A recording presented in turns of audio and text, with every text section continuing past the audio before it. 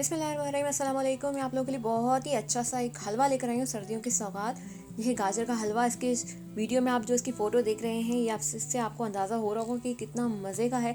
इसका कलर भी, इसका टेस्ट भी, इसका अरोमा बहुत ही मज़े का होता है। और ये आप इसको ज़रूर ट्राई कीजिएगा। ये जो आप बाहर शॉप से खाते हैं ना, और जो शादियों में खाते हैं, उससे भी अच्छा आपको लगेगा, क्योंकि ये मैंने घर के इंग्रेडिएंट से बनाया है। इसमें जो मैंने खोया डाला है वो भी मैंने घर का खुद का बनाया हुआ है, इसमें इस्तेमाल किया है। उसकी रेसिपी आप देख सकते हैं, मेरे चैनल पे मौजूद है।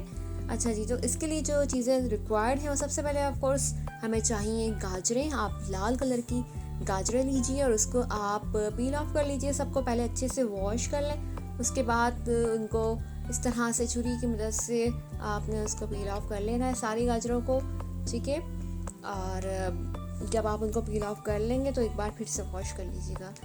अगर आपके पास पीलर है तो आप वो यूज़ कर लीजिए, अदरवाइज़ मैं इस तरह की छुरी पसंद करती हूँ। मैं आपको भी शो कराती हूँ, वेट कीजिए।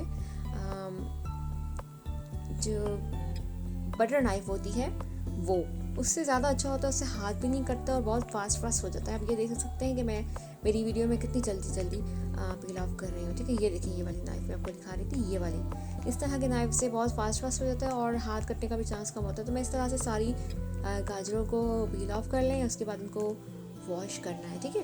अच्छा, मज़ीद आगे बढ़ने से पहले मैं आपसे यही कहूँगी कि प्लीज़ आप चैनल को सब्सक्राइब कीजिए। सारी रेसिपीज़, सारी जो कुछ भी मैं आपके लिए वीडियो से कराती हूँ, सब आपके लिए है। तो आप चैनल को सब्सक्राइब कीजिए, बेल आइकन को प्रेस कीजिए, ताकि आपको मज़ीद न्यू वीडियोज़ की नोटिफिकेशंस मिलती रहें और हमारे चैनल इस तरह से ग्रो करें और हमारा साथ बना रहे। तो इसको छीलने के बाद आपने इसके जो ऊपर से और नीचे के एजेस से वो काट लेने हैं। उसके बाद अब इनको आपने ग्रेट कर लेना है इस तरह से, इस साइड से। ये जो कद्दूकश का ये वाला साइड होता है, इस तरह से। और आपने इसको लंबाई में आपने ग्रेट करना है। देखिए, मैं आपको दिखाती हूँ इस तरह से। अगर आप छोटे साइड से करेंगे तो वो फिर बहुत ही बारीक हो जाएगी, बिल्कुल ही।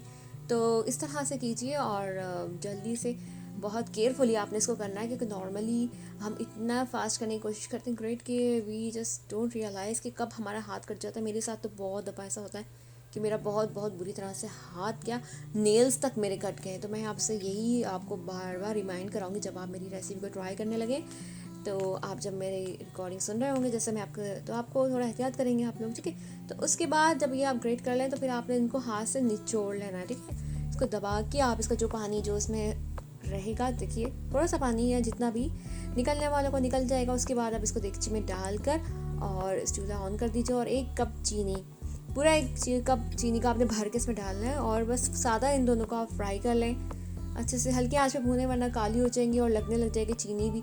तो चीनी का और गाजर का पानी एकदम आप ड्राई कर लें। उसके बाद 1 टीस्पून हरी इलायची, जो छोटी इलायची होती है, उसका पाउडर ले लीजिए, उसको पीस लीजिए। 1 टीस्पून बन जाएगा, तो उसको पीस के आपने इसमें शामिल करना है। अभी सिर्फ यही चीज़ें शामिल की, चीनी, गाजर और साथ में डाली है मैंने इलायची पाउडर।